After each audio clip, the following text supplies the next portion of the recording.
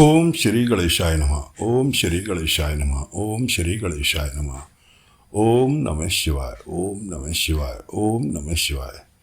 देवियों, सज्जनों, साथियों, दोस्तों, सभी को मेरा नमस्कार। कथा प्रारंभ करते हैं। आज हम आपको सुनाने जा रहे हैं रामेश्वर की महिमा। रामेश्वर यानी रामेश्वरम।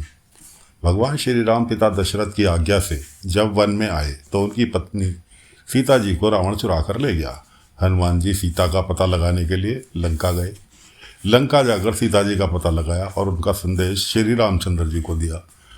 श्री रामचंद्र जी वानरों की सेना लेकर समुद्र तट पर पहुंचे। वे समुद्र को देखकर सोचने लगे, समुद्र को वानरों के साथ कैसे पार किया जा सकता है।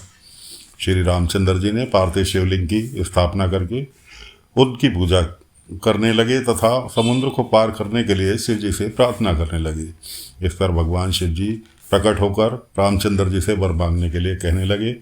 भगवान श्री राम ने उन्हें प्रणाम कर रावण पर विजय प्राप्त करने का वरदान मांगा। शिव जी बोले, तुम्हारा परम कल्याण होगा तथा युद्ध में तुम्हारी विजय होगी। इसके बाद श्री रामचंद्र जी ने शिव जी से कहा, हे प्रभु, आप जन कल्याण हेतु इस शिवलिंग में हमेशा विराजमान रहे। भगवान शिव तथास्तु कहकर उसी में प्रविष्ट हो गए। तभी से उनका नाम रामेश्वर पड़ गया। वे शिव भक्ति और मुक्ति के दाता हैं। जो प्राणी इन पर गंगा जल चढ़ाते हैं उनको परम गति प्राप्त होती है। वे शिव जी के परम प्रिय बन जाते हैं। अब आगे की कथा सूत जी बोलते हैं, हे मुनिवरों, अब घूष्मेश नामक ज्योतिर्लिंग का वर्णन सुनो। उनकी महिमा अपरंपार है।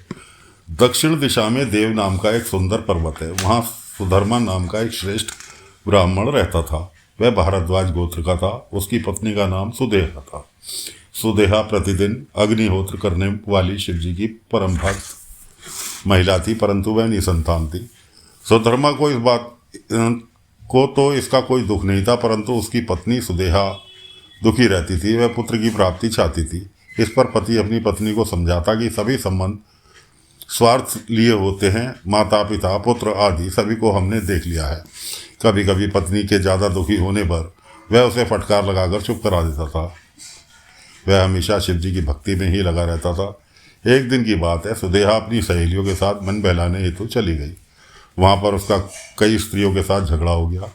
उस झगड़े में स्त्रियों ने उससे कहा, तू तो बांझ है, तो इतना अभिमान किस लिए करती है? हमें पता है कि तेरे पास बहुत धन है, परंतु कोई संतान न होने के कारण तेरे धन पर राजा का अधिकार हो जाएगा।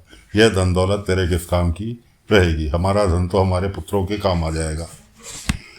इस प्रकार की बात सुनकर सुदेहा घर को लौट आई। वह बहुत दुखी होने लगी। उसने रो रो कर सारी घटना अपने पति को बताई। इस पर सुधर्मा अपनी पत्नी सुदेहा को धैर्य बंधाने लगा। वह बोला, जो होनहार है वह अवश्य होती है, इससे व्याकुल नहीं होना चाहिए। कोई कुछ कहे, वह कहता रहे, तुम्हें दुखी होने की आवश्यकता नहीं है। तब सुदेहा बोली, हे प्राणनाथ, या तो किसी प्रकार पुत्र प्राप्त करो, नहीं तो मुझे मार दो। तुम ऐसा नहीं कर सकते तो मैं स्वयं अपने प्राण त्याग दूंगी। पत्नी को अधिक व्याकुल देखकर सुधर्मा ने भगवान शिव जी का ध्यान करते हुए 2 पुष्प अग्नि की ओर फेंके।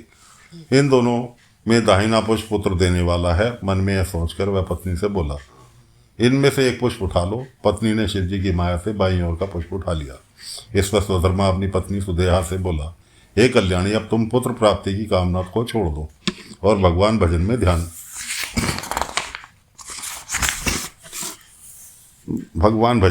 लगाओ। हमारे भाग्य में पुत्र नहीं है। इस तरह वह पत्नी को समझा बुझाकर शिव पूजन में लग गया।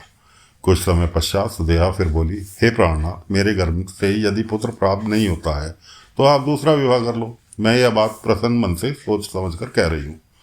सुधर्मा बोला, मुझे अब दूसरे विवाह की विपत्ति में मत डालो। इस प्रकार सुधर्मा ने दूसरे विवाह के लिए मना कर दिया। इस पर सुदेहा ने पुत्र प्राप्ति हेतु अपनी छोटी बहन से विवाह करने के लिए निवेदन किया। उसकी बात सुनकर सुधर्मा ने कहा, हे कल्याणी, मुझे इस झंझट में मत डालो, क्योंकि इससे यदि पुत्र हो भी गया तो तुम दोनों में आपस में विरोध उत्पन्न हो जाएगा, जो हम में से किसी को भी सुखदायी नहीं होगा। इस पर सुदेहा पैर पकड़कर बोली, हे स्वामी, यह तो मेरी बहन है, मैं इसका विरोध क्यों करूंगी?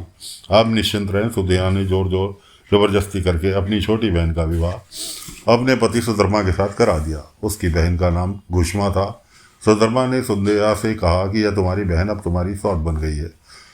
तुम इसे प्रसन्न रखना। दोनों बहनें सुखपूर्वक रहने लगी। घोषमा नित्य प्रति 101 शिवलिंगों को षोडशोपचार पूजा करने लगी। पूजा करके उसने तालाब में विसर्जित कर देती।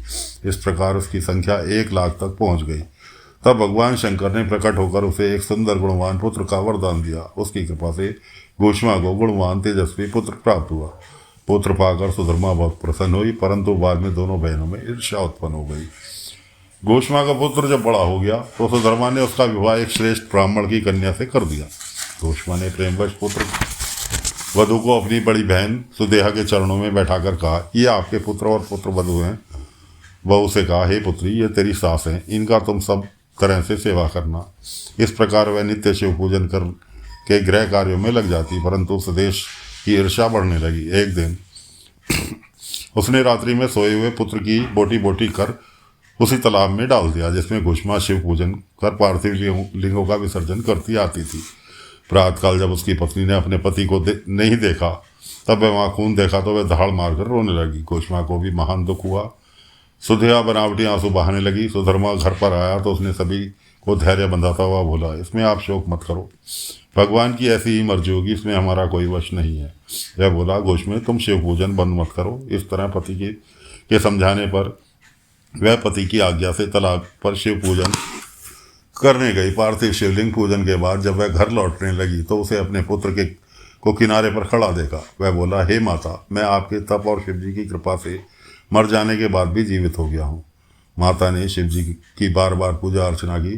तब भगवान शिव प्रसन्न होकर प्रकट होकर बोले, हे घोषमे, मैं तेरे से बहुत प्रसन्न हूँ, तू मुझसे वर मांग। तेरा पुत्र सुधेया ने मार डाला था, मैं उसे अभी दंड देता हूँ। इस पर घोषमा हाथ जोड़कर शिव जी की स्तुति करते हुए बोली, हे स्वामी, आप मुझे यह वरदान प्रदान करें, मेरी बड़ी बहन को अब अभय कर दें। उसने अवश्य मेरा बुरा किया है, परंतु मुझे उसका बुरा नहीं करना चाहिए। यह सुनकर भगवान बोले, शंकर अति प्रसन्न हुए। घोषमा ने शिव जी से कहा, हे स्वामी, आप संसार के कल्याण के लिए यहाँ पर ही विराजमान हो जाएं। मेरी आपसे बस यही विनती है। इस पर शिव जी ने घोषमे से कहा, यहाँ पर ज्योतिर्लिंग के रूप में विराजमान रहूंगा। मेरे इस ज्योतिर्लिंग का नाम घोषमेश लिंग होगा। यह तालाब ही मेरे लिंग का स्थान रहेगा। यह शिवालय के नाम से प्रसिद्ध होगा। दर्शनार्थियों के सभी मनोरथ यहाँ पर पूर्ण होंगे। तभी वहाँ सुधर्मा भी आ गए। दोनों ने मिलकर शिव जी की 101 परिक्रमाएं की। प्रेम सहित शिव पूजन करते हुए उन्होंने चिरकाल तक पृथ्वी पर निवास किया। तो साथियों, कथा को विराम देते हैं। अगले अंक में फिर आगे की अगली कथा लेकर हाजिर होंगे कि विष्णु भगवान को सुदर्शन चक्र की प्राप्ति कैसे हुई। तो आज्ञा दीजिए, अगले अंक में फिर मिलेंगे। ओम नमः शिवाय, ओम नमः शिवाय, ओम नमः शिवाय।